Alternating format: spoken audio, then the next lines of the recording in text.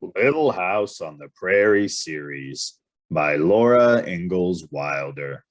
Book 7, Little Town on the Prairie. Chapter 22, Unexpected in April. Everything was settled in the little house on the homestead. Outdoors, the snow was all gone. A green mist of new grass lay over the prairie, and plowed land spread black and sweet-smelling under the warm sun. For 2 hours that morning, Laura had studied. Now, as she cleared away the dinner dishes, she saw her slate and school books waiting, and she felt the soft breeze beguiling her to go walking with Carrie and Grace in the spring weather. She knew she had to study. "I think I'll go to town this afternoon," said Pa as he put on his hat. "Is there anything you want me to get, Caroline?" Suddenly, the breeze was icy cold, and Laura looked quickly from the window. She exclaimed, "Pa, there's a blizzard cloud!" "Why, it can't be. This late in April?" Pa turned to see for himself. The sunlight went out. The sound of the wind changed as it rose. The storm struck the little house. A whirling whiteness pressed against the window when the cold came in. "On second thought," said Pa, "I believe I'd rather stay home this afternoon." He drew a chair close to the stove and sat down. "I'm glad all the stock's in the stable. I was going to get picket ropes in town," he added. Kitty was frantic. This was the first blizzard she had known. She did not know what to make of it when all her fur stood up and crackled. Trying to soothe her, Grace discovered that a spark would snap from her whenever she was touched. Nothing could be done about that, except not to touch her. 3 days and nights the blizzard raged. Pa put the hens in the stable lest they freeze. It was so cold that the dismal days were spent close to the stove, and though the light was dim, Laura doggedly studied arithmetic. At least, she thought, I don't want to go walking. On the third day, the blizzard left the prairie covered with fine, hard snow. It was still frozen when Pa walked to town next day. He brought back news that 2 men had been lost in that blizzard. They had come from the east on the train in the warm spring morning. They'd driven out to see friends on a claim south of town, and just before noon they had set out to walk to another claim 2 miles away. After the blizzard, the whole neighborhood turned out to search for them, and they were found beside a haystack, frozen to death. "Being from the east, they didn't know what to do," said Pa. If they had dug into the haystack and plugged the hole behind them with hay, they would have kept each other warm and they might have lived through the blizzard. But whoever could have expected such a blizzard so late, said Ma. "Nobody knows what will happen," Pa said. "Prepare for the worst, and then you've got some grounds to hope for the best. That's all you can do." Laura objected. You were all prepared for the worst last winter, Pa, and all that work was wasted. There wasn't one blizzard till we were back here and not prepared for it. "It does seem that these blizzards are bound to catch us, coming or going," Pa almost agreed. I don't see how anybody can be prepared for anything, said Laura. When you expect something and then something else happens, always happens. Laura, said Ma. Well, it does, Ma, Laura protested. No, Ma said. Even the weather has some sense in it that you seem to give credit, has more sense in it than you seem to give it credit for. Blizzards come only in a blizzard country. You may as well prepared to teach school and still not be a school teacher. But if you're not prepared, it's certain that you won't be. That was so. Later, Laura remembered that Ma had once been a school teacher. That evening, when she had put away her books to help Ma get supper, she asked, How many terms of school did you teach, Ma? 2, said Ma. What happened then? Laura asked. I met your pa, Ma answered. Oh, Laura said. Hopefully, she thought that she might meet somebody. Maybe, after all, she would not have to be a school teacher always. Little House on the Prairie series by Laura Ingalls Wilder. Book 7, Little Town on the Prairie. Chapter 23, Schooltime begins again. Afterward, it seemed to Laura that she did nothing but study the whole summer long. Of course, this was not true. She brought water from the well in the mornings. She milked and moved the picket pens and taught the new calf to drink. She worked in the garden and in the house, and in haying time she trod down the great loads of hay that Pa drove away to town. But the long, hot, sticky hours with school books and slates seemed to overshadow all else. She did not go to town even on 4th of July. Carrie went with Pa and Ma, but Laura stayed at home to take care of Grace and study the Constitution. Letters came often from Mary, and every week a long letter went to her in return. Even Grace was able to write little letters, as Ma taught her, and these were always sent to Mary with the others. The hens were laying now. Ma saved the best eggs for setting, and 24 chicks hatched. The smaller pullet eggs Ma used in cooking, and for one Sunday dinner, with the first green peas and new potatoes, they ate fried chicken. The other cockerels Ma let grow up. They would be larger to eat later on. The gophers came again, and Kitty grew fat in the cornfield. She caught more gophers than she could eat, and at all hours of the day she could be heard meowing proudly as she brought a fresh killed one to lay at Ma's feet, or Laura's, or Carrie's, or Grace's. She wanted to share her good food, and her puzzled look showed plainly that she could not understand why the whole family did not eat gophers. The blackbirds came again, though they were not so many this year, and Kitty caught some of them. Still, they did damage enough. Again, the mellow fall weather came, and Laura and Carrie walked to school. There were more people in town now, and in all the country around. The school was so crowded that all the seats were filled, and in some of the front seats, 3 of the smaller pupils sat. There was a new teacher, Mr. Owen, a son of the Mr. Owen whose bay horses had almost won the 4th of July race. Laura liked and respected him very much. He was not very old, but he was serious and industrious and enterprising. From the first day, he ruled with a firm hand. Every pupil was obedient and respectful. Every lesson was thoroughly learned. On the 3rd day of school, Mr. Owen whipped Willie Olson. For some time, Laura did not quite know what she thought about that whipping. Willie was bright enough, but he had never learned his lessons.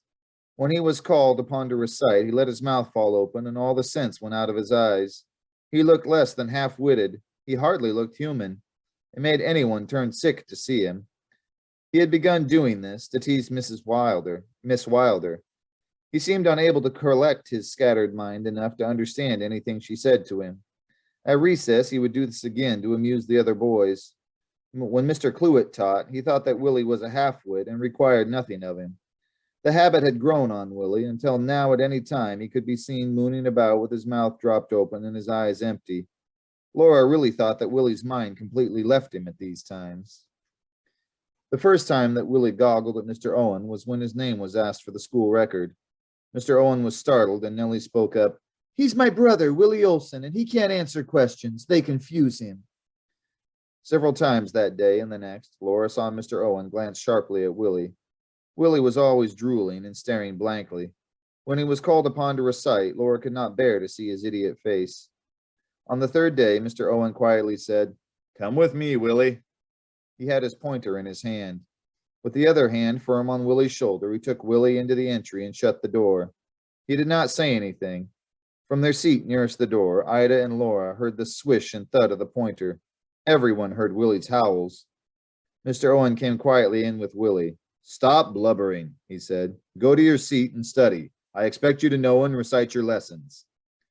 Willie stopped blubbering and went to his seat. After that, one look from Mr. Owen cleared some of the idiot look from Willie's face. He seemed to be trying to think and to act like other boys. Laura often wondered whether he could pull his mind together after he had let it go to pieces so, but at least Willie was trying. He was afraid not to try. Laura and Ida, Mary Power and Minnie, and Nellie Olson had kept their old seats. They were all tanned brown from the summer, except Nellie, who was paler and more ladylike than ever. Her clothes were so beautiful, though her mother did make them over from cast-offs, that Laura grew dissatisfied with her brown school dress and her blue cashmere for best. She did not complain, of course, but she wanted to. Hoops had finally come in, and Ma bought a set for Laura. She let down the hem of the brown dress and made it over so cleverly that it could be worn over hoops perfectly well, and the full blue cashmere needed no changing. Still, Laura felt that all the other girls were better dressed. Mary Power had a new school dress. Minnie Johnson had a new coat and new shoes. Ida's clothes came out of a missionary barrel, but Ida was so sweet and merry that she looked perfectly dear in anything. When Laura dressed for school, it seemed to her that the more she fussed with her appearance, the more dissatisfying it was. "Your corset is too loose," Ma tried to help her one morning. "Pull the strings tighter and your figure will be neater. And I can't think that a lunatic fringe is the most becoming way to do your hair. It makes any girl's ears appear larger to comb the hair up back to them than to have that mat of bangs above the forehead. Ma was anxiously helpful, but some sudden thought made her laugh softly to herself. What is it, Ma? Tell us, Laura and Carrie begged. I was only thinking of the time your Aunt Eliza and I combed our hair up off our ears and went to school that way. The teacher called us up front and shamed us before the whole school for being so unladylike and bold as to let our ears be seen. Ma laughed softly again. Is that the reason you always wear those soft wings of hair down over your ears? Laura cried. Ma looked a little surprised. Yes, I suppose it is, she answered, still smiling. On the way to school, Laura said, Carrie, do you know I've never once seen Ma's ears? They're probably pretty ears, too, said Carrie. You look like her, and your ears are little and pretty. Well, Laura began. Then she stopped and spun round and round, for the strong wind blowing against her always made the wires of her hoop skirt creep slowly upward under her skirts until they bunched around her knees. Then she must whirl around and around until the wires shook loose and spiraled down to the bottom of her skirts where they should be. As she and Carrie hurried on, she began again. I think it was silly the way they dressed when Ma was a girl, don't you? Drat this wind, she exclaimed as the hoops began creeping upward again. Quietly, Carrie stood by while Laura whirled. I'm glad I'm not old enough to wear hoops, she said. They'd make me dizzy. They are rather a nuisance, Laura admitted, but they are stylish, and when you're my age, you'll want to be in style. Living in town was so exciting that fall that Pa said there was no need for literaries. There was church every Sunday, prayer meeting every Wednesday night. The Ladies' Aid planned 2 sociables, and there was talk of a Christmas tree. Laura hoped there would be one, for Grace had never seen a Christmas tree. In November, there was to be a week of revival meetings at the church, and Mr. Owen, who was the school board with the school board's approval, was planning a social exhibition. School would go on without interruption until the school exhibition just before Christmas. So the big boys did not wait until winter, but came to school in November. More smaller pupils had to be crowded 3 in a seat to make room for them. This school needs a larger building, Mr. Owen said to Laura and Ida one day at recess. I am hoping that the town can afford to build one next summer. There really is a need for a graded school even. I am counting a great deal upon the showing we make at the school exhibition to acquaint the people with the school and its needs. After that, he told Laura and Ida that their part in the exhibition would be to recite the whole of American history from memory. Oh, do you think we can do it, Laura? Ida gasped when he had left them. Oh, yes, Laura answered. You know we like history. I'm glad you've got the longer part anyway, said Ida. I've only got to remember from John Quincy Adams to Rutherford B. Hayes, but you've got all that about the discoveries and the map and the battles and the Western Reserve and the Constitution. My, I don't know how you ever can. It's longer, but we've studied it more and reviewed it oftener, said Laura. She was glad to have that part. She thought it more interesting. The other girls were talking eagerly about the revival meetings. Everyone in town and from all the nearby country would go to them. Laura did not know why, for she had never been to a revival meeting. But when she said that she should stay at home and study, Nellie exclaimed in horror, Why, people who don't go to revival meetings are atheists! The others did not say a word in Laura's defense, and Ida's brown eyes pleaded anxiously when she said, You are coming, aren't you, Laura? The revival meetings would last a whole week, and besides the daily lessons, there was the school exhibition to prepare for. Monday night, Laura hurried home from school to study till supper time. She thought about history while she washed the dishes, and then snatched a little time with her books while Pa and Ma were dressing. Hurry, Laura, we'll be late. It's church time now, said Ma. Standing before the glass, Laura hurriedly set her darling brown velvet hat evenly on her bangs and fluffed them out. Ma waited by the door with Carrie and Grace. Pa shut the stove's draft and turned down the lamp wick. Are you all ready? He asked when he blew out the lamp. By his lantern light, they all went out, and he locked the door. Not a window on Main Street was lighted. Behind Fuller's Hardware, the last lanterns were bobbing across the vacant lots towards the brightly lighted church, and wagons, buggies, and blanketed horses stood thick in the shadows around it. The church was crowded and hot with the dizzying lamps and the coal heater. Graybeards sat close around the pulpit. Families were in the middle seats, and young men and boys filled the back seats. Laura saw everyone she knew and many strangers as Pa led the way up the aisle, looking for a vacant spot. He stopped it next to the front seat, and Ma with Grace, then Carrie and Laura edged past knees and sat down. Reverend Brown rose from his chair behind the pulpit and gave out a hymn, number 154. Mrs. Brown played the organ, and everyone stood up and sang.